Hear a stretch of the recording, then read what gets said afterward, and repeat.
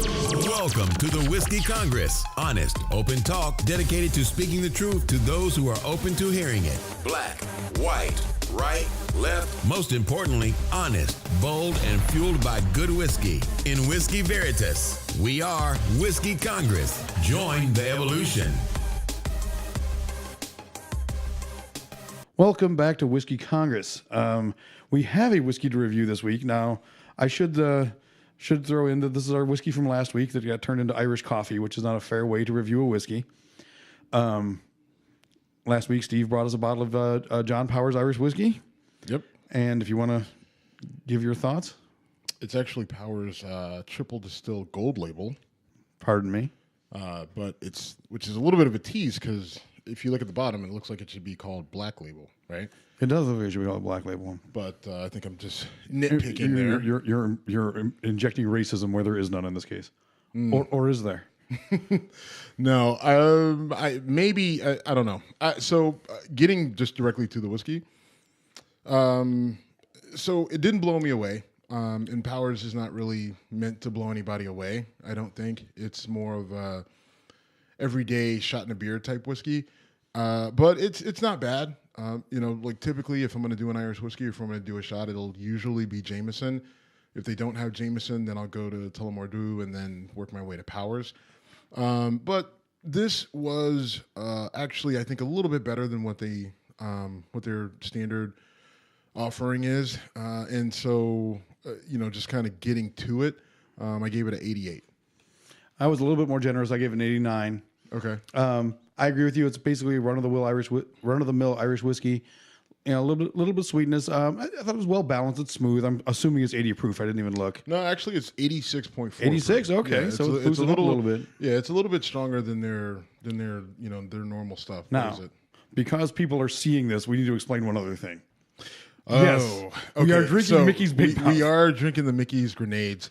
That was your joke from last week because it was St. Patrick's Day. It was St. Patrick's Day. So I mean, I was in a rush and I was looking. I was like, green bottle, and I just grabbed the Mickey's and ran out. And then I realized while I was driving here, I was like, that was a mistake.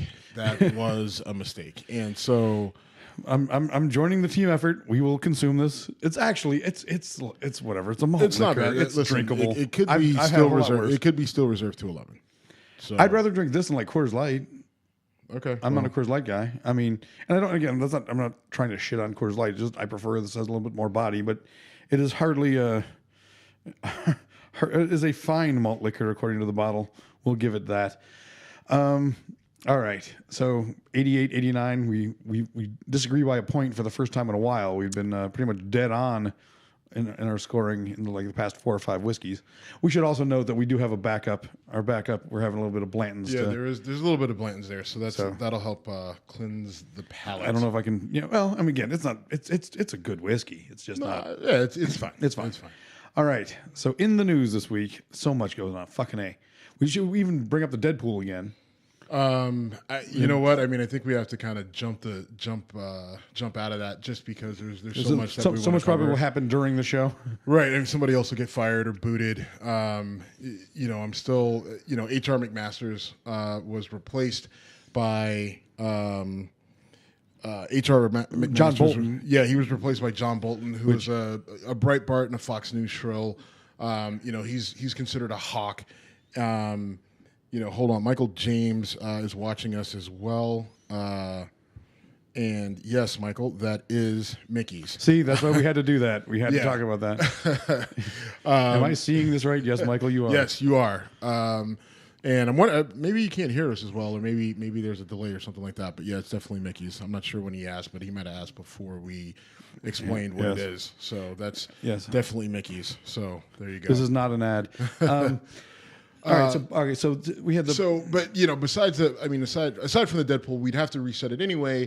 H.R. McMasters was the one who was let go. I said Jared Kushner. You said it was going to be Sarah Huckabee Sanders. Yeah, and I think at this point now, we did have a Deadpool draft, right? Like we each draft 3 guys, and seriously, it's an interesting situation, interesting time over there. Trump's lawyer left. We're still not And sure. John Dowd. Right. We're still not sure what happened there. And I doubt we'll ever get an explanation. They'll hide behind Attorney-client attorney-client Yeah, privilege. that's which- legit, right? I guess. Right. I mean, kind of. I mean, I guess. Yeah, sure. So we won't know what's going on there. But, today I think a bigger issue is we do have the March for Our Lives. It is a rally, a protest in response to gun violence, primarily, the Parkland massacre that happened on Valentine's Day of this year. Nicholas Cruz goes into his high school and shoots 17 people, or kills 17 people, hurts another 17 people, and is eventually arrested and taken down. And the survivors and some of the survivors of that shooting put on a rally and put on a march today that has found worldwide support. It's being covered by all the major news outlets. There are celebrities from every walk of life that are supporting, that are performing, that will be speaking. It is picked up a great deal of momentum. It's happening in Washington, D.C., with satellite marches all over the country, all over the world. I read today that there's going to be marches in Israel, in the U.K., Australia, and a lot of other nations around the world in support of this and looking for change in the U.S. Gun laws and the gun culture in this country. And I put an article out on it today on our website on Whiskey Congress, talking about it and basically talking about how I was not comfortable with it. But before I get into that, Jim, what are your thoughts about this march today? I hate to be cynical, but I don't see it doing anything different. I respect these kids for not allowing it to just drift into the news cycles. I respect them for saying, this happened to us, we have a voice and we're going to use it. But in the grand scheme, I don't see it making any changes. I hate to be cynical, but I don't see anyone saying, well, these kids are different. I mean, Sandy Hook was the one to me that said nothing is going to change. Our politicians do not have the appetite for taking on the NRA. And let me be clear, I'm not saying that there's this one magical law that would fix a problem. The fact is, we have more guns in this country than we have people. We have one on the wall right behind us here. I'm a gun guy. I do believe that we should have some logical gun laws put in place. I've been a big pusher for magazine capacity, and I've had you and others criticize me saying that won't do any good. It would do a little bit of good, maybe not a lot, but it might save a few lives in situations like these. Well, and to me, it's worth it. Well, for me, one of the things I want to see before we add any new laws, let's get a consistent enforcement of the laws that we already have in the books. That's one of the biggest things that I want to push for. Is I want to see like what though? What law do you want enforced that is not being? Well, okay, so there were systems in place that we saw what happened with Nicholas Cruz. This is a perfect example where there were miscommunications, there were misconnections, there were a number of issues where he ended up falling through the cracks all the way down. Whether it was bureaucratic oversight, whether it was the resource officer and the sheriff's department not going in and defending those kids, whether it was, the police had made it, had so many stops at his house and all that. I mean, there were a number of opportunities to prevent this from happening that would have literally changed the course of history had someone done their job the way that they were supposed to. From the FBI all the way down to that sheriff who didn't run into that school. So I would like to see, some consistency there. I would like to see the sharing of information.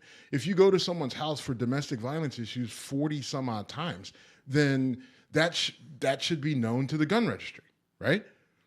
I mean, I agree.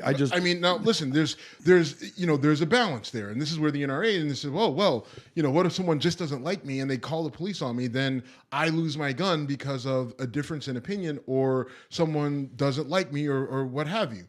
And it's not necessarily perfect, but I'd rather see. All right, let's look at what we have.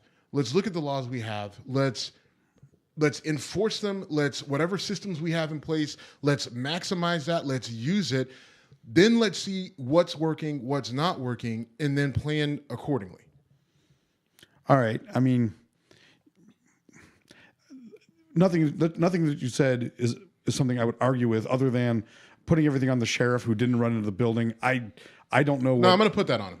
I'm absolutely going to put that on him. That's your job. What did he know? What did he know? What? I don't care what you know. Your job as a resource officer, you're there armed. Yeah. As a person, as a police officer, right? You're called a resource officer, but you're there armed. Shots fired. Go figure out what happened. Don't sit there on your golf cart and wait. What are you waiting on? I haven't seen the video. I don't know where he was. I watched the video. I have not. I mean, he at no point in time did he go into the school while the shots are being fired. Go in and figure out, kids' lives were in danger.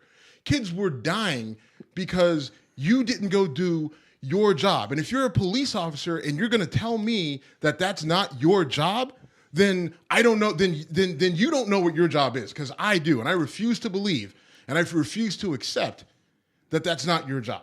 All right. And I think it's been established that it is his job, because every cop, every military service person that I know has said, you go in, right? And then we have an example in Maryland where that's exactly what happened, where we had another shooter, an active shooter in a school. Resource officer goes in, exchanges gunfire with the shooter, takes the shooter out. 2 people get hurt. One of the girls just died today, I think, unfortunately. But how many lives did that resource officer save? We don't know, because but he did his job. No, that is the good guy with the gun actually did the job this time. So that's been the NRA's argument.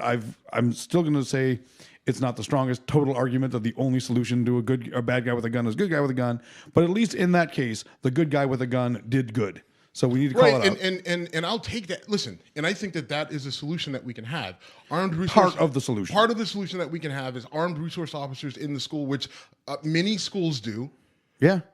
They had them in Columbine, by the way. Well, and again, they have to. But now, one of my arguments with that is that some of these high school campuses are so large that even if you have someone who's willing to run towards gunfire, by the time they get there, it may already be too late. Now, they may be able to stop something from happening, but you still have, a lot of ground to cover with 1 or 2 people to get to an active shooter where they may not know exactly where he's at.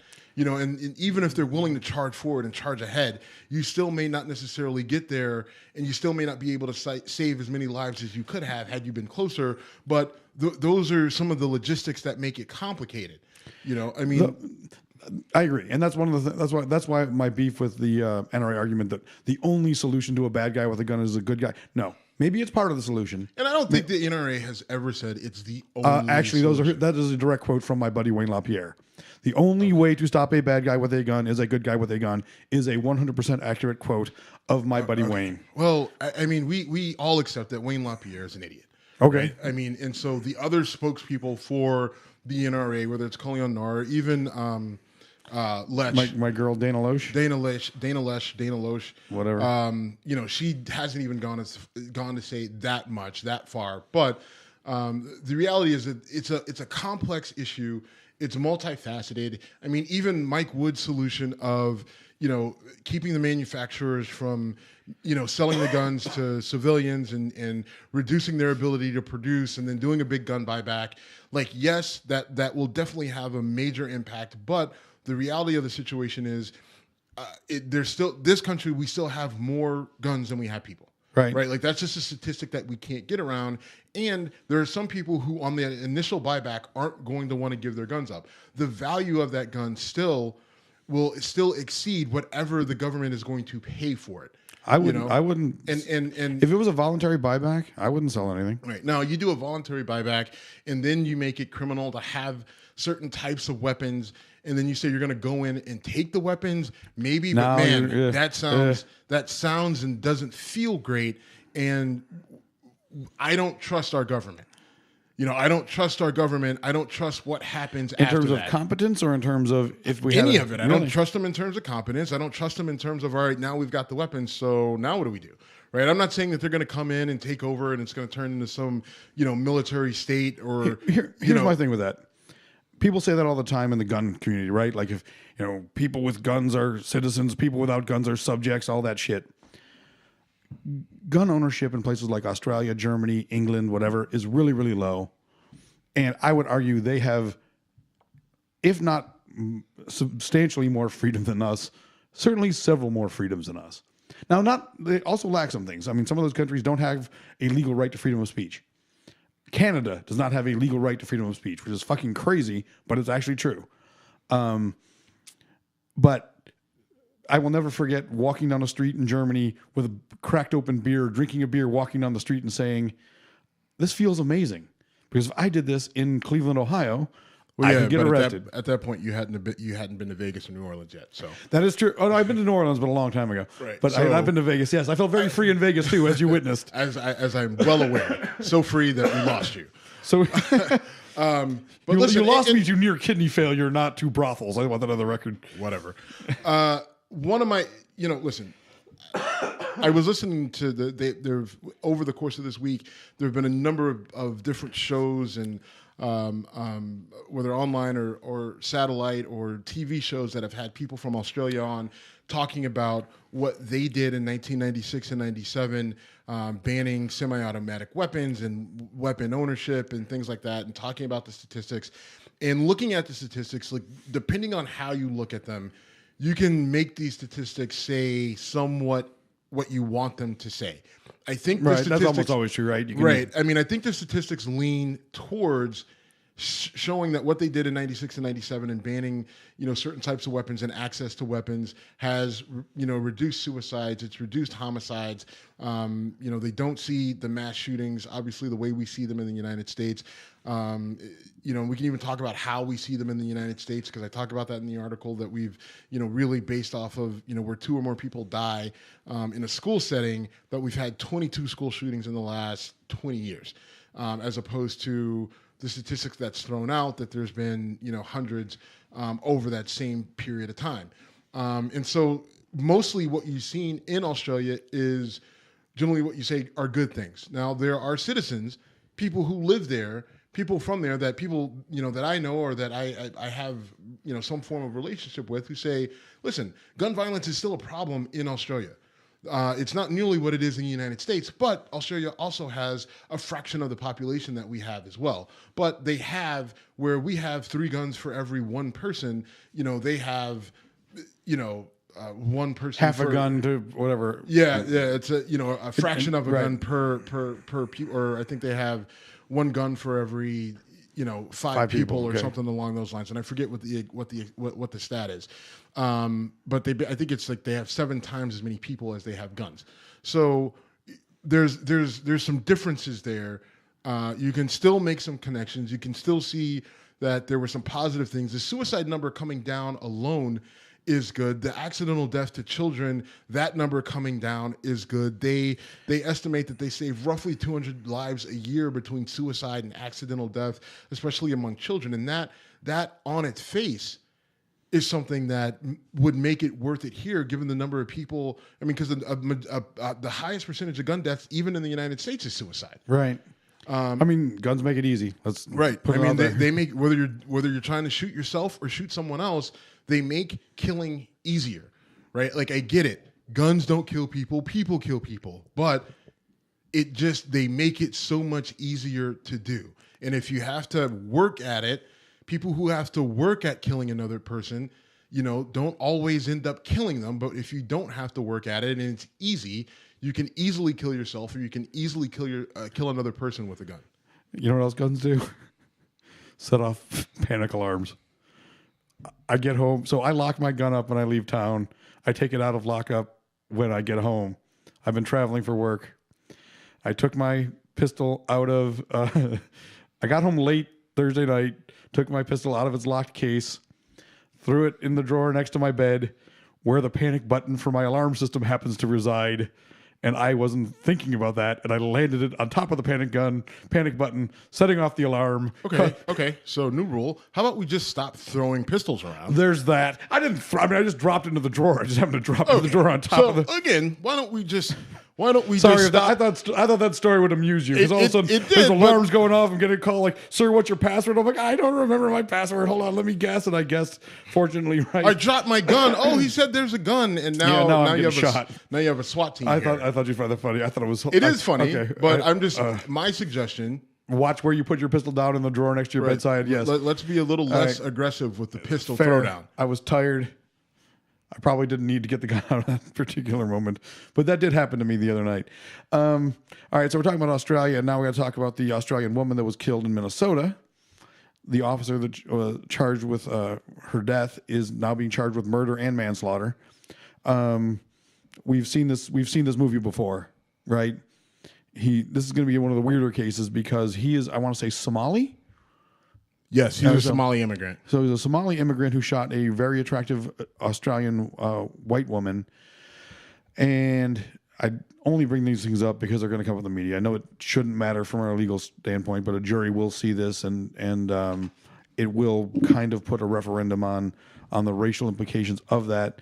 And my prediction is that, like all of the other officers involved in accidental, careless shootings, this guy will walk as well. I don't want to come off as anti-cop. I don't think this guy's a murderer, to be honest with you. I think he's an incompetent police officer who, in the course of performing his duties in a really poor, badly trained fashion, led to the death of someone that should not have died. And in this case, it is ridiculous. I mean, if you felt threatened by this person, I don't know how you got the badge in the first place, so I'm blaming the system, not the guy. Not saying that the guy shouldn't be held criminally responsible in some way. I just can't see it being called murder. Well, the way they charged him with murder and they charged him with manslaughter. And what that tells me is that they're looking for a conviction, right? They're saying, ideally we want to convict him of murder, but you have the option of manslaughter. And if we can't prove the case against murder, in that process, we should be able to prove the case of manslaughter. And if manslaughter means negligently causing a death, I don't know how you're not guilty of that in this case. Right? I mean, he fired a shot at an unarmed person. Yes, he was responding to a crime scene, but to say that this guy was not, legally responsible for this woman's death is, in my opinion, crazy. But we've seen plenty of cases where officers were involved in deaths that, the shooting in Arizona, which now we got a white cop and a white guy, throw in multiple, going back to this one, if you don't remember what happened, the woman had called in to 911 and said that it sounded like a woman was in danger, and she might have been being hurt, and that, but it could have been maybe she was just having sex of some sort, and Justine Damon, the victim, ends up going down into the alley to kind of do her own investigation. Now, I will tell you, hey, Australian white girl, stay your ass in your apartment. Like, what are you doing your own investigation? You're blaming the victim to a degree. I'm not blaming. Okay, stop. But I mean, come on. Like, let's, for safety. I mean, at night, like, would you? No, if you had a girl over and she says, I would tell her, get your ass back here. You're absolutely right. All right. That's all I'm saying. I mean, yes. Let's not go into the social. I mean, let's just the common sense thing that you would do. If you want to call it misogynistic or whatever, okay, fine. But I like to keep the people around me safe. Yeah. So that being said, she goes into the alley. She's snooping around trying to figure out what's going on. The police pull in. The cop says he heard a loud noise. He's in the passenger seat. He shoots his gun towards the noise, across the officer's face, and then it ends up going through the window and striking her, and she ends up dying. Which there's so much wrong with that. I mean, like, you could have killed your partner. You don't aim that gun the right way. You could have killed him. You probably both are now partially deaf, aside from the fact that, oh, by the way, you killed someone. So, while shooting at the first thing you saw after hearing a loud noise. Not even, just right? Shoot, right? Like, you just shot in the direction of a loud noise, which to me is utterly insane. And I have to believe that the training for these police officers is better than that. But that's not what the evidence is showing. The evidence is showing that this guy was poorly trained or he intentionally killed her. Right. Right. I mean, and we don't know. That's only speculation. But based off the evidence that we have, or what we know, or what's been told to us, either he was really jumpy or he saw her and took her out for unknown reasons. Right. And so, I mean, I don't know what that is. I don't want to start a conspiracy, but I'm just saying, like, it just doesn't make sense that you're a trained police officer and you hear a noise and you're so rattled that you pull your gun out and you shoot across your partner's face through a window and end up killing a woman. That's insane. Yeah, I agree. It's insane. It's insane. Now, listen, I still predict he'll end up walking. He won't walk. He'll go to jail. We'll see. He'll absolutely go to jail. I mean, he's not the prosecution is going to, they're going to pull out all the stops. I would be surprised if they got him for murder, but they'll get him for manslaughter. And I think the case is relatively easy to prove, and I think that you can give the jury instructions that give them plenty of leeway to allow them to do that. And based off the evidence that they have, and I don't know what it is, but I can imagine what it is, I think the prosecution will be able to make that argument and sleep fine at night when they get a manslaughter conviction. I think manslaughter is the right conviction. I don't think this is a murder. I think it's a poorly trained cop who resulted, which is fine. Yeah, which is fine. And by the way, when you have these sort of cases with this kind of just blatant disregard for training and essentially blatant disregard for the law, this is what should happen. Now, I could argue that it should have happened faster. And from reports that we have, there was a lack of cooperation from the other officers, in the police force, which that is a whole other problem, right? Like, why are these officers not, like, you have listen, he may be a good guy, but his bad actions are giving your entire police force a bad rap. You don't necessarily have to throw him under the bus, but you need to be honest about what happened, because this is the reason why you have NFL players protesting, right? Not necessarily for Justine Damon, but yes, for Justine Damon, because this is the type of action, like, this happened to be an attractive white woman from Australia, but this happens too many times. Disproportionately, it happens to young black men, right? We just had a case of it in Sacramento. This is a bad one. Right. I mean, Stephon Clark was in his grandmother's backyard. She said people always bang on the back door because the doorbell doesn't work. And the police were chasing someone who was breaking into cars, allegedly. And they run into his backyard because there was a helicopter above and said, hey, he's in this backyard. So they run back there. And apparently he was walking towards them with a cell phone, yeah. And they unload 20 rounds in him. And they end up killing him. And there's camera footage. Did you watch their body cams? I heard the audio of it. I was driving. I did not see the video. So fill me in. So, I mean, the video doesn't, I mean, it shows the officers running, flashlights, bouncing, bouncing, and it's dark, and they get around the corner. Or they get to the corner of the house where, of the backyard where he's at. They scream some commands. They never announce themselves as police. You can't even really hear if he said anything or what he was saying. All you hear is them scream gun, and then unload on him. How many officers fired? 2 or 3? 2 officers. 2 officers. So they fired on average of 10 rounds apiece. Right, which would have probably would have emptied their clips, depending on what they have. I don't know what their okay. I don't know what they have in California, but I do know that high cap magazine for a Glock is going to be 15 rounds probably. Right. I mean, again, I don't know what they were carrying, but I don't know how many rounds each officer shot. Right. But we know 20 rounds were fired. And then they didn't give him help. They're sitting there yelling, "Hey, sir, are you okay? Are you able to respond? We're not going to come over there until we're sure that you're not going to shoot back at us." And they go through this whole thing, which is that procedure? Probably. But, I mean, you just fire 20 rounds in his direction. So, what are you doing? I'm trying to set this up, and it keeps playing automatically. Keep going. Stop touching it. Keep going. Listen, I got a 3-year-old. I got to deal with this shit all the time. Anyway. So, the kid is he's been shot however many number of times, and he's laying there. They're yelling at him. You can't really hear if he's making some sort of noise. And, if he was shot at 20 times, it's not clear how many times he was hit. And if he was making noise, whatever it was, there's some assumption that you could make that he's probably not in a condition to be able to shoot you. Now, the police are going to say, well, standard procedure, you can't take that risk, and we got to make it home safe. And you know, if he doesn't, then that's on him. Which, to me, that's part of the problem, right? That mentality of I have to get home safe at all cost, right? That, to me, sounds like it's us versus the rest of the world, no matter what. So if you do anything that even gives me the hint that I might be in danger, I can therefore shoot and end your life. And if I'm wrong, so I can go home, and if I'm wrong, it is what it is. There's really no repercussion unless I walk up to you and shoot you in the head for no reason, right? But as long as I say gun and afterwards I say I feared for my life, then right, and so that because of that dynamic, you have this, right, where they can easily say, we were justified, it was dark, we feared for our life, yeah, it was a cell phone, but it could have been a gun, and since it could have been a gun, we were right in shooting.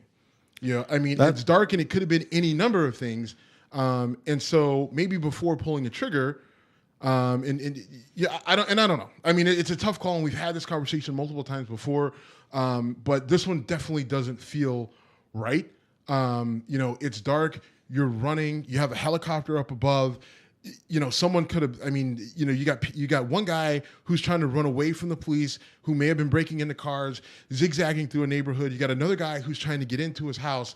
That guy gets confused for the guy who's breaking into cars. Or maybe he was breaking into cars, but breaking into a car shouldn't be a death sentence. Agreed. And our buddy Mike Wood will tell you that pretty much anything can be a death sentence based on, but think about but if you think about what he's saying and you look at this, it's all right. The guy was breaking into a car, and as soon as he ran from them, they were put on alert that he's not complying. And since he's not complying, then Mike Wood would also tell you that police training is woefully inadequate, and they should be able to handle situations like that. I think you're agreed. Okay, agreed. Agreed. But we need to get Mike on the show again. Yeah, we could do that in the next couple of weeks. But I think, again, we have another situation where and the whole body cam push, right? We push for body cams, and what has that gotten us, right? It's gotten us more information. It's gotten us more information, but it still leaves you with, well, again, he didn't comply. I feared for my life, and I need to go home at night, and if it cost someone their life because they didn't stop for X, Y, or Z, no matter what the crime, then so be it. And that seems to be acceptable in our criminal justice system. It does seem to be acceptable in our criminal justice system, and that is fucked up. To me, it won't work for the Somali cop in Minnesota. I guarantee. Was there a body camera involved in that? No, there wasn't a body cam. There was no body cam, and I don't think. If we do have audio, it may not be great or something like that. We haven't heard it, but it's not going to work. The argument of I feared for my life, I needed to go home at night, that whole thing. It's not going to work for the Somali immigrant cop in Minnesota. The ultimate example of that is that asshole in Arizona that they had multiple people covering a guy who's on the ground. He's on all fours. He reaches back to pull his shorts up and gets mowed down. After receiving multiple ridiculous instructions that, and the fact that cop gets to walk away is insane to me. Oh my God, James! You want me to play this and it won't fucking. All right, I didn't. All right. All right. How about this? Why don't you play the clip? Okay. So the clip that we're about to play is from the owner of the Sacramento Kings, right? So 2 nights ago, or maybe it was last night, the Sacramento Kings had to close the arena that they play in. I think it's the NovaCare Arena. They had to close the arena that they play in because the people of Sacramento were protesting because of this shooting that we were just talking about of Stephon Clark. And so when they closed it, the owner of the Sacramento Kings came on the PA system and he addressed the crowd. And I just wanted to play this because it's a little bit different than what we've heard from, especially our owners in the NFL on how they're kind of looking at it and approaching the social justice issue. Jim, please play the clip. I can't play it. You have got to be shitting me. I'm kidding you. Oh Yes, my God. yes, I'm kidding you. No, you're not kidding me because Come on, make a Good statement. evening, all. Here he is. Thank you for your patience tonight. On Sunday, we had a horrific tragedy. For our Facebook Live crowd, we're in actually our listening to a community. clip right now, which I And just on realized you behalf can't of hear. the players, So I do apologize. The executives, ownership, and the entire Kings family, I first of all wanted to express our deepest sympathies to the family. What happened was absolutely horrific, and we are so very sorry. We're so very sorry for your loss. I also wanted to say that we at the Kings recognize your people's ability to protest peacefully, and we respect that. We here at the Kings recognize that we have a big platform. It's a privilege, but it's also a responsibility. It's a responsibility that we take very seriously. Okay, go ahead, cut it. And we stand here before. So that was the owner of the Sacramento Kings, and we apologize to the people watching on Facebook Live that you can't hear that. We're running it through the soundboard so that you could hear it on the podcast and the other platforms that we play it. So we do apologize for the downside of doing the Facebook Live thing. We're working it out from a technical standpoint, but thank you for staying with us.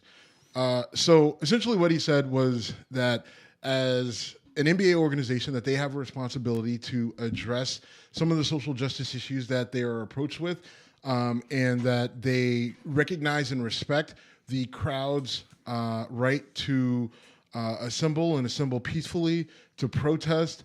They apologized and gave their condolences to the family, and they offered their support to the Sacramento area in any way that they can. They want to help, and they want to help prevent something like that, what happened to Stephon Clark, from happening again.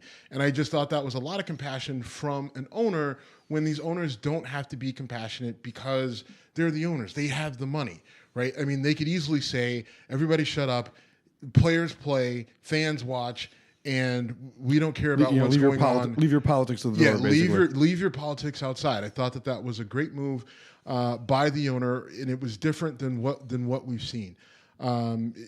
It's interesting because, in the NFL, the first owner who really came out in support of the players was Saeed Khan, who owns the Jacksonville Jaguars.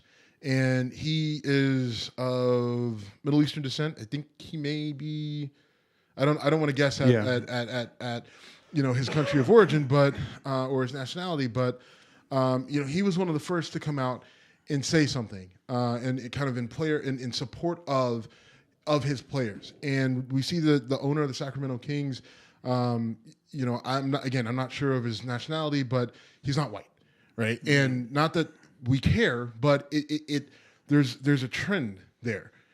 Our white owners aren't saying anything, but the brown ones are. And this is Asian. This guy's Asian, I believe. Indian or Pakistani. Which is Asian? Okay. All right, you and your. Anyway, so unbecoming. But anyway, that was different, and I thought that was a good move. Now, will it be embraced by conservative media? No, they'll come out because the conservative media, anything that deals with social justice, the conservative media says, well, that's liberal politics, and we can't get behind it. Why? Conservative media is okay with citizens being shot by the government. I don't know.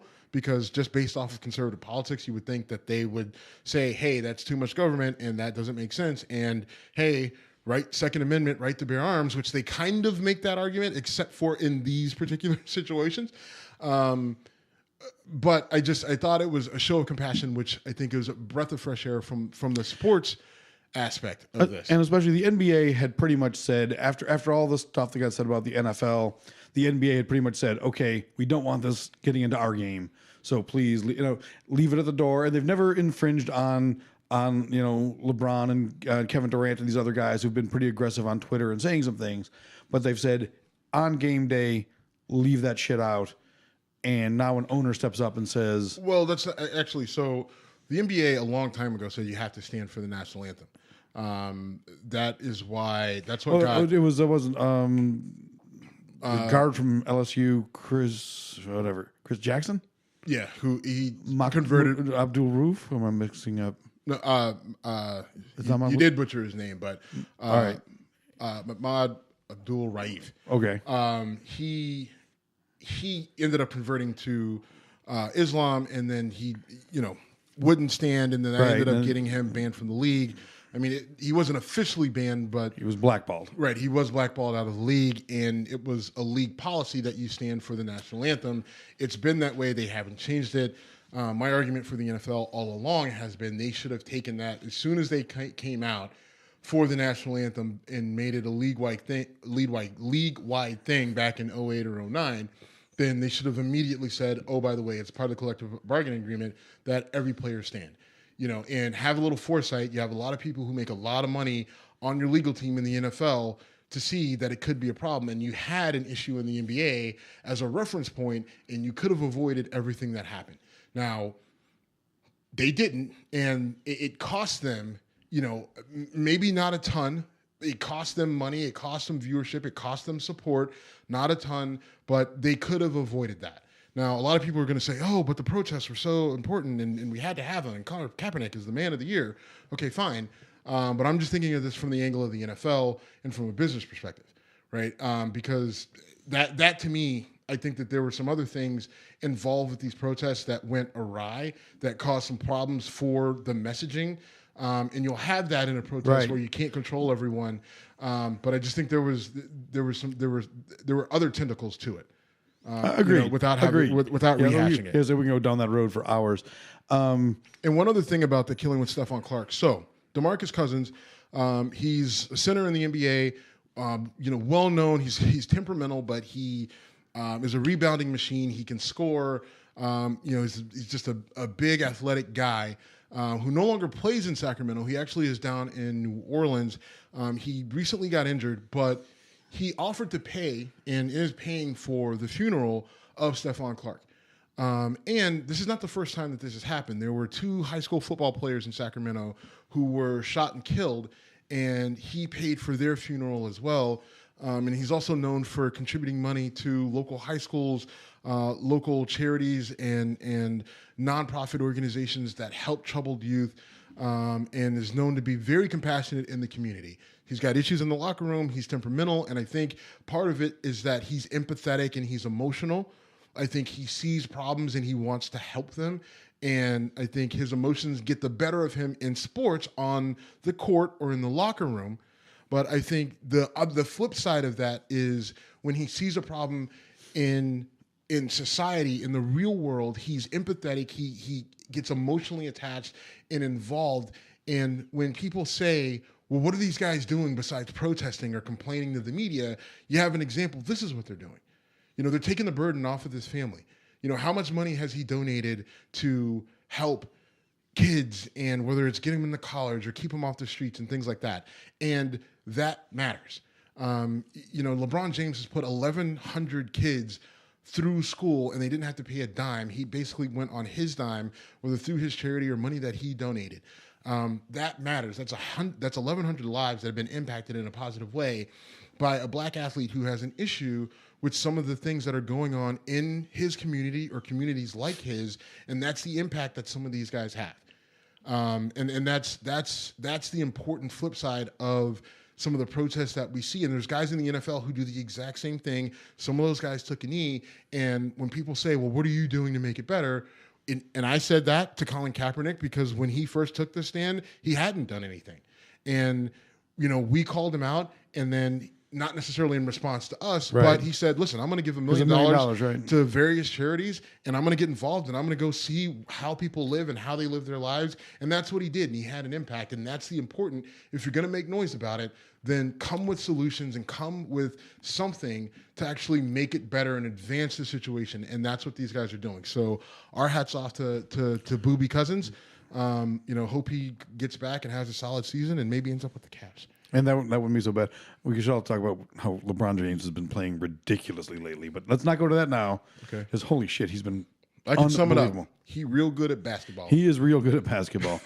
All right, so we were talking about being on Facebook Live. I wrote an article on our website, whiskeycongress.com, ding, about Facebook's responsibility in the whole, Trump election thing. And I'm a huge fan of Facebook. I love Facebook. I'm on it almost every day. I like Mark Zuckerberg. I like him as a businessman. I'm the complete opposite. I hate Facebook. I know you do. I hate it. I don't have a problem with Mark Zuckerberg. I love it, and I love hate it. I hated the movie. I love the movie. I read the book. I love the book. Yeah, I literally only have it to make sure my family knows that I'm alive and that my daughter's still cute.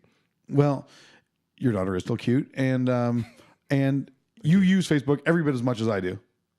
Yeah, And I do. You can hate it and use it. Fine. I hate it and I do it begrudgingly. Okay. I grit my teeth when I do it. I hate this.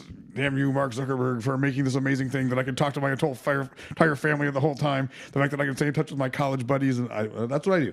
I'm in touch with friends from college who I've not spoken to in years. I mean, I know a couple weeks ago I talked about Pick up the phone, Jim. You know what? I should. Pick up the phone. Oh, stop it. Don't you shame me. Reach Don't out. you try to shame me. Reach Don't out, you touch. try. Don't even try this bullshit. Reach out, Don't brother. even try this bullshit on me. Jim, touch my hand. I'm not touching your hand. I'm not touching your hand. Anyway, the whole thing about Facebook getting data mined and interrupting the election, I kind of want to call. It's not. I don't. I can't call complete bullshit on it because it happened and it impacts things. Because what Facebook has done has made it possible for all of us to argue at the Thanksgiving dinner table anytime, all the time, with people we don't even fucking know. I don't know how many times I've gotten down the rabbit hole. Because that's awesome. No, you know it's awful. In a lot of ways. It's only ripping apart the fabric of our society. But no, please Other tell than me more. that- other than that, though- how was the play, Mrs. Lincoln? I love that expression. It is what we make of it, right? Sure. You don't I mean, you can blame the platform for what we use it for.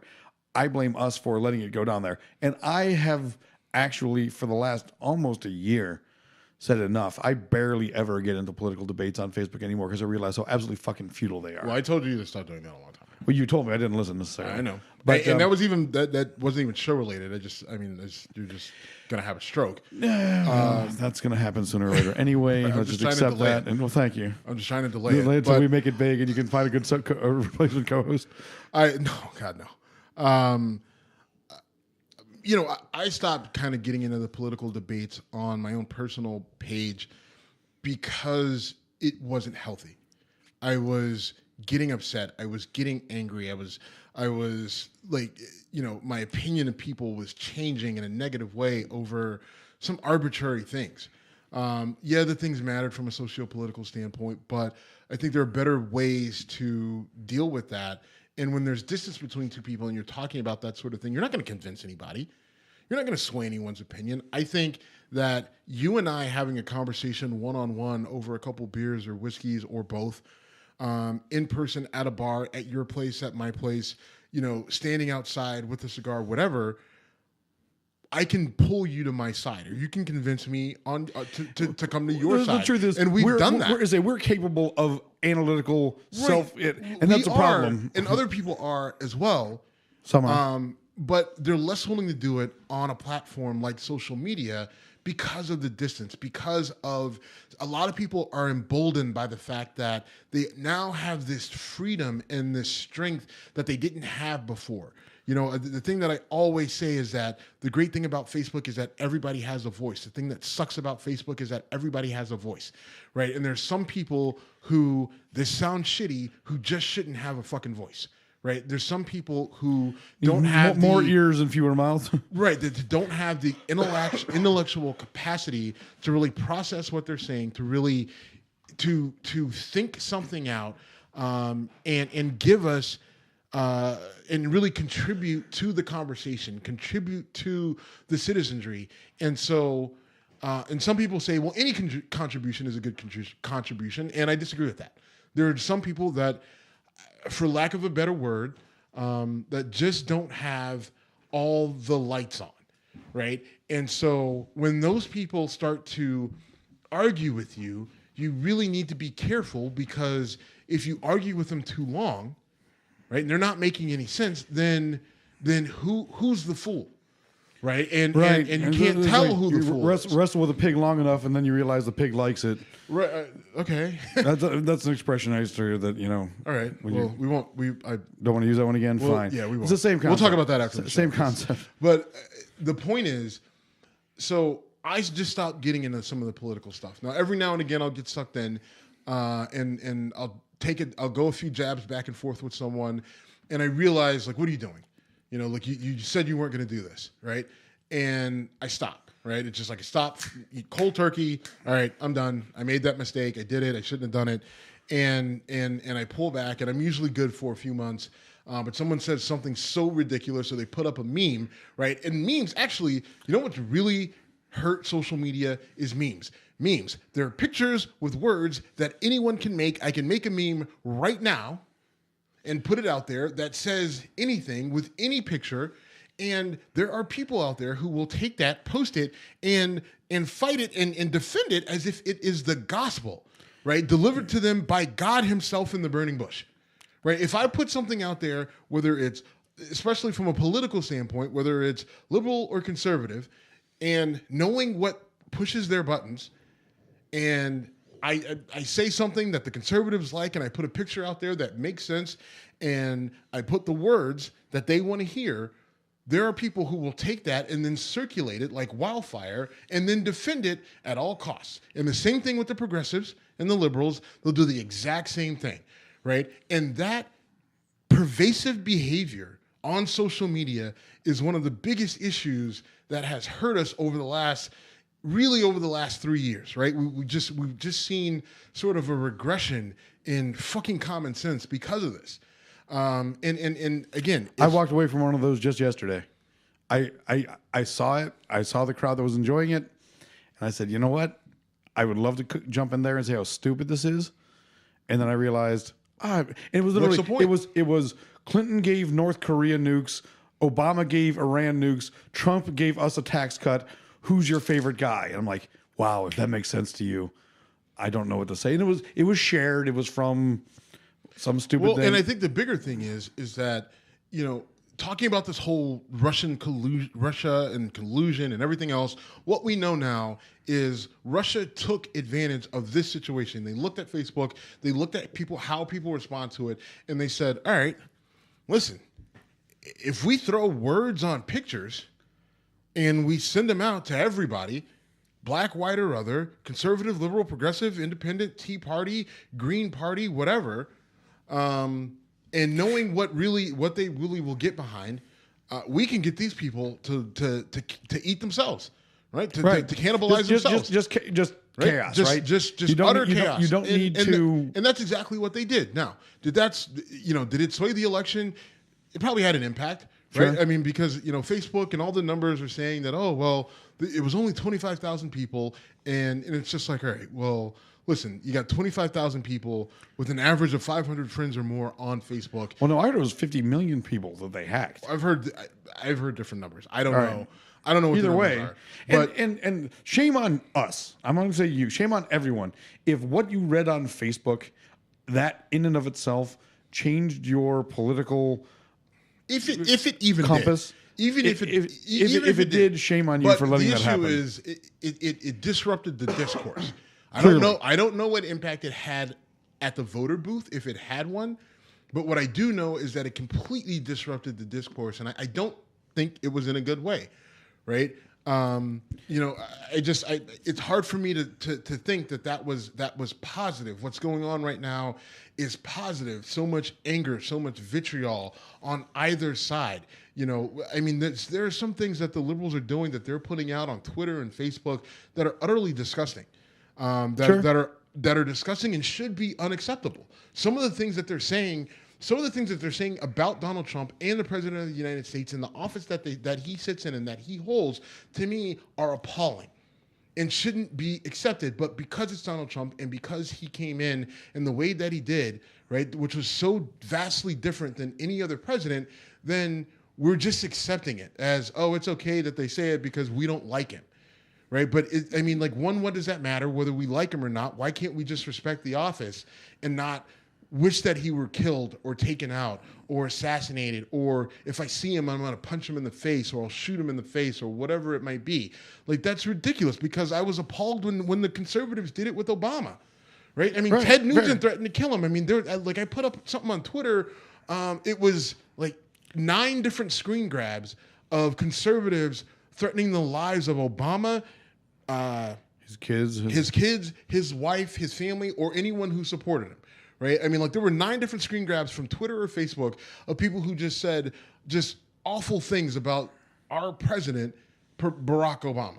And a lot of it was rooted in race, and some of it was just anger and hate. And it wasn't good for Obama. I don't think it's good, or it shouldn't be acceptable for Trump. I agree. Now, I will say that the attacks on him, on Trump, meaning based on behaviors that he criticized Obama for, or in this case, in the case of all the sex stuff that Bill Clinton got attacked for a consensual relationship in the Oval Office. Trump is getting, dragged through the mud over all these affairs. And I said this about Clinton, I'll say it about Trump. I don't care. Doesn't matter. I give zero fucks about their sex lives. Right. None. And listen, you can fuck a tranny, and as long as you do your job well, I don't care. Sorry. I mean, if that offends your senses, then it offends your senses, but it doesn't change the productivity. You know, I mean, it just you may not like what someone does outside of the particular area in which they do things. Or in the case of Bill Clinton, in the office he did things, and I still don't care. Get laid in the get blown in the Oval Office and then do a good job. Good for you. Or do it simultaneously all together. I'm signing a treaty and I'm blowing a load. that was one of my bits in stand-up was, that's the most awful thing you can do in the Oval Office. I'm like, I think it's the most awesome thing you can do in the Oval Office. Do good things for America while getting a beach. Doesn't get much better than that. Beach. That just makes it sound like it smells. I don't know if I buy that. Well, all right. So we're almost at an hour, and I do want to talk about a whole bunch of things, but I want to quickly talk about something I saw on Bill Maher last night. Okay. Because I'm watching Bill Maher's show. I know you are an occasional watcher and not a fan. So I watched the show last night. Okay. And I'm not a fan of Bill Maher because he's a pompous ass. Fair. He went to Cornell. It's an Ivy League school. I mean, he went to Cornell in 1978 or whenever he graduated. So you're old, Bill. But I mean, he's just kind of a jack off. I don't like the way he presents. I think that he thinks he's smarter than he is because, again, he went to Cornell. And I'm sure if you meet him, he'll tell you. And he doesn't present well to me. I don't understand why he has a show. He's not funny. It's obvious that they have a laugh track on that show. I feel like the crowd is just sitting there like, what the fuck are we doing here?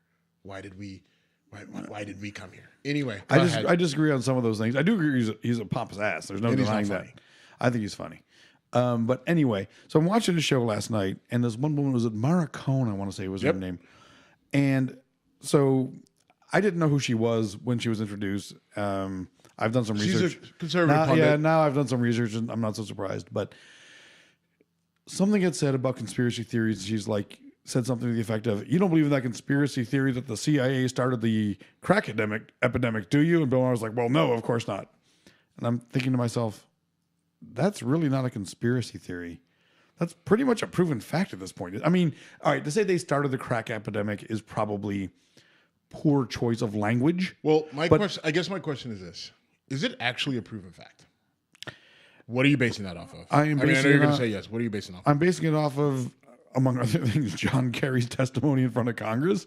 I mean, right, it's been challenged, and there have been serious political figures who have said in front of sworn testimony that, yes, the CIA used cocaine sales to fund paramilitary activities in the Contras in the 80s.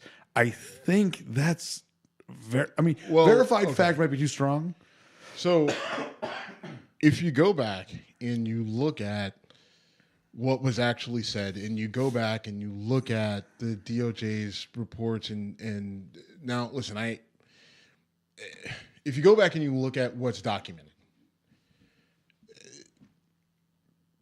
it's not quite as cut and dry as the CIA went to known drug lords who were distributing crack in LA.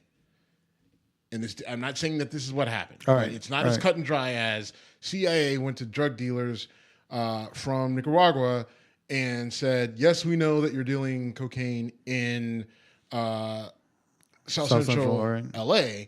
And so we want you to, sell as much drugs as you can, and then, take those profits and then fund this war elsewhere. Agreed. It was not that Wasn't that cut and dry. open. Right. All right. The biggest, and what I'll get to is the CIA ignored a lot, right? They ignored a lot. They worked with a lot of nefarious, shady people. They were focused on one goal. They didn't focus on what was happening right here at home. Now, some people say that was by design because they wanted, and some people say this, that the CIA didn't care and that the U.S. government wanted what was going on with crack, South Central, Miami, Chicago, New York, American Gangster, Right. Frank Because Lucas. it went everywhere. It went everywhere. It was everywhere. Yeah. And so there are people who will say that's what the government wanted because look at what it did. It completely disenfranchised the black community. That's what they wanted to do. They wanted Jim Crow back, and this is how they got it. Right? There are some people who will say that. I'm not saying that. Well, there's some people who are Fair. who- People say it. I agree. Right. I mean, like if you read the book, The New Jim Crow, like that connection is made, and I think it's a hard connection to make. And I think what happened is you had some ineptitude, and you had some greed, and you had a desire for a goal, and they were focused on something else somewhere else, and they completely ignored what was happening here or the people that they were interacting with. They ignored what they were doing. They didn't care what they were doing on the side as long as they got their as they got their war somewhere else. So let me say some things and you give me fact, fiction, or other. Other. Yeah. I'm just telling you, it's all going to be no, it's not. So the CIA orchestrated delivery of cocaine into America. Other. Really? Not okay. All right, then I'll stop it there. They didn't orchestrate or they didn't facilitate. Other. I don't know if you have proof of that. Okay. If you can. Well, I can't. After this if show, I could, I'd be dead. We've got proof of. true. We got proof of that. All right, and that's kind of the problem, right? If you can show me where someone said we paid these people to bring drugs into the United States because X, Y, and Z, or we wanted, or we made sure that these people were able. Wait, we made sure that these people brought drugs into the United States so that they could sell it, so that they could make money, so that they could have funds to buy and sell weapons to the people we needed to buy and sell weapons to. If you could show me where someone says that explicitly or implied, then I'll say okay. I'll buy it. Implied, I can give you. Are you sure? I mean, yeah, I've seen like town halls where I want you. This is what I want you to do. All right. This is Steve giving my homework. Okay. Right? You were All a right. PhD candidate. I was not. I was once. But I'm going to give you homework. I want you. I'm serious. I'm dead serious. All right. By our next show, I want you to give me proof that there was an implied effort by the CIA. Implied. I'm not saying you have to say we did this explicitly. Again, if I do this that well, I will be dead. You know that. Okay. Well, And we'll just half-ass it just because we know how good you are. If you part dickish, part funny. I respect both those things. if you can find something that anyone can read that won't get you killed, The truth is out there. yeah. No, I will. All Alex. right. So you want me to provide you with? Oh, jeez, don't go. I want you to support what you're saying. They're turning the frogs gay, Steve, and they're making him bring cocaine into Los Angeles with AK-47s. How do you like that picture? I sent That you, was by the awesome. way? What the fuck? That caught me totally off guard. I know it did. So Steve sends me this picture with Alex Jones with the fucking carrots in his teeth. Is it carrots? Yeah, there were carrots. And he was. I don't know what. I didn't know what it was. I just, literally had no idea how to respond to that. It popped up on Twitter, and I immediately was like, "Well, I'm going to send this to Jim and fuck his day up." Well, you succeeded. All right, we should wrap this up. Okay, we're going to wrap it up, but I want you to your That's my assignment. I will find. your mission is to find evidence to prove the conspiracy theory that the CIA did in fact use a drug sales ring to fund their activities in the Contras. Right. I will provide evidence of that, and I will do it on our and it on our can't, and it can't be now. What I will say, some of the parameters are: can it be a movie starring Jeremy Renner? No, damn it! It cannot be a perfect, goddamn movie. It stars Jeremy Renner. He's Hawkeye. I love Hawkeye. Never misses. I love me some Jeremy Renner. right? Jeremy Renner in The Town was great, right? He's fucking dying at the end, and then he's fucking trying to eat a cheeseburger out of the trash, before he bleeds out. But listen, no, it can't be a movie, and you can't use newspaper articles from 1986, 97, or later.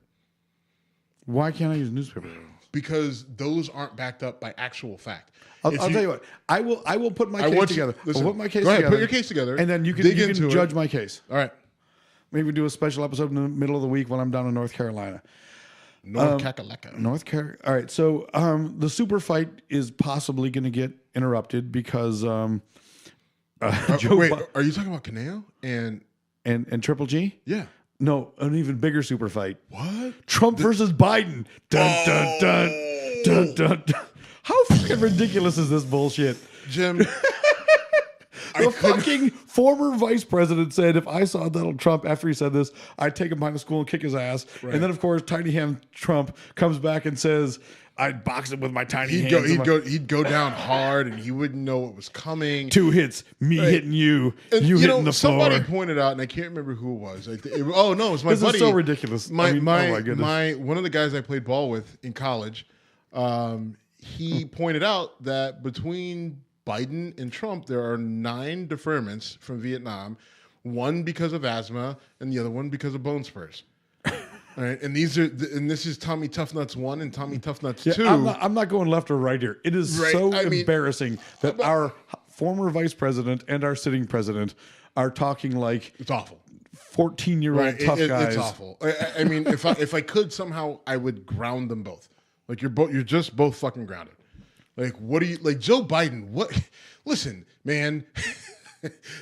Like we just got through a phase of memes with you that were phenomenal. They were hilarious. because of your just your Because you ridiculous say stupid shit. right? Because you And say I love Joe Biden. you say dumb shit. I and love you Joe make Biden dumb because faces. he says stupid shit. Right, he says dumb shit and he makes dumb faces. And we had there was about a 3-month span where there were just Joe Biden memes that brought me to tears because they were so funny. Right, and now he's gonna go beat somebody up. He's gonna go beat up the president. Right behind the bleachers. Come on, Joseph. And then Donald Trump, he'll go down hard and fast. He won't even know it hit him. Because Okay, Joe Frazier. lightning strike of Donald Trump and his Okay. Yeah, that is a shame on everyone. And the worst part about it is I feel that after Donald Trump's presidency, right, like he's no longer the president. Joe Biden ends up not running or running and losing. Yeah, and by the way, Joe, had you run, never mind.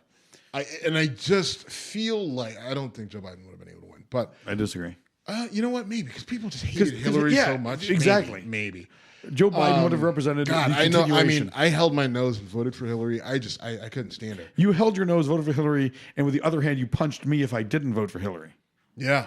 That's how fucked up it was. I know. And while 'Cause I was Gary Johnson guy until mind you, I very- was voting for Hillary, punching you if you didn't, and telling you that Trump was going to win. Yeah. Wow. Okay. That's kind of a unicorn move. That's why I probably need to see a therapist. That and or drink and more Powers whiskey, which is what we're doing anyway. A whole slew of other things. We got through the I one shot of I hope Blanton's. no one is paying attention to the amount of whiskey we consume Yeah. during the show. See, that's the problem with this live shit. People can actually see what we're doing. The Live video, Big all Mouth, that, there's proof. There is no proof. I mean, we need to hire Sarah Huckabee Sanders. Steve and Jim did not drink Mickey's Big Mouth. Those bottles in front of them they got lower in volume. You know why we couldn't? Because I would just be like, she's fucking lying. Yeah, there's that. We did drink it. We did. She's All just right. she's a terrible liar. She is. I can't take it. I don't want her associated with my brand. Screw her. Agreed. But I mean, not in her current capacity. That would be in. Don't be gross. I can tell this is going bad. No, Okay. no. That Oh, would be in her capacity as our Okay, press okay. secretary. I would hold her to a higher standard where I just want her to be honest. That does not happen in the White House. So fair. All right, let's wrap this up. But before we do, we need to talk about. So Trump signs the spending bill after threatening to veto it, which is the ultimate backtrack, whatever. And I'm not even going to try to play a political game, but boy, the right turned on him hard. I don't agree that they turn on him hard and Or Coulter they reacted hard. They are reacting. But They I think tweeted hard. there was a very strong Twitter reaction to Trump signing that bill. There are some levels of betrayal because you're not getting a wall, you're not getting Border Patrol agents, you're not getting a lot of the reforms that you said that you were going to get. But I think cooler heads will prevail. I think you'll have another scandal or transition or something that'll happen in the next 3 days that will easily, which is an eternity in our current political. It is. I mean, but something will happen that will split everybody right down the middle again. We'll forget about it. I mean, like, you know, Trump. Trump already tried, right? He already tried to bring back the transgender thing. Well, I mean, and like no one even. No, it didn't. I think he wanted that to be the, oh wait, I'm back on your side. Right, like, and no, and sorry, not good enough, Donnie. Yeah, but I mean, like, think about this. I mean, he tried to stir up the whole thing about DACA. Nobody bit. Right? He was just like, hey, the Democrats won't do anything about DACA, and like no one said anything. Like no one gives a shit. Right? Democrats are just like, yeah, no, we're just not going to touch it. Conservatives are just like, okay, we're over it. And they're just like, all right, come on, Don, move on. I think in a couple days, something will pop up that will grab everybody's attention, that the Democrats will dig in, the Republicans will dig in, progressives, conservatives will dig in. Breitbart will bring up the fact that this whole spending bill thing happened, but they ultimately will support Trump because who else are they going to support? Right? I mean, they've anyone who's criticized Trump, and that's almost everyone. And if they haven't criticized Trump, they're probably in the administration right now, and so they're not going to be running for president. So anyone who like whether it's Breitbart or it's Fox or the rest of these conservative pundit pinheads, a la Bill O'Reilly, they have made their bed and now they have to lay in it. Right? They made their bed and they have to lay in it with Trump, and that's who they're going to support. Right? There's no one else that's going to come out that's going to be any crazier than Donald Trump that's going to allow them to say, screw you, Donald Trump, this is going to be our champion. That person's not out there. Right? It's not going to be Ted Cruz. Obviously, Marco Rubio doesn't have the balls to do it. There's just I don't see anyone else out there unless there's just some psychopath mayor somewhere in some city in some city in Alabama, right? Who I don't know. Maybe Roy Moore says, you know what? You couldn't get me in the Senate. I'm running for president, and maybe that's the guy that they get behind. I'm not expecting anyone to challenge Trump for the throne. Okay, so, actually, other than Jeff Flake, I think Jeff Flake might do it. Yeah, but they won't get behind him. Who won't? The Republican establishment? The Republican. I'm not sure I agree. I'm saying your conservative media, Fox, Breitbart, they're not going to get behind a Jeff Flake, and the people who support Trump in terms of.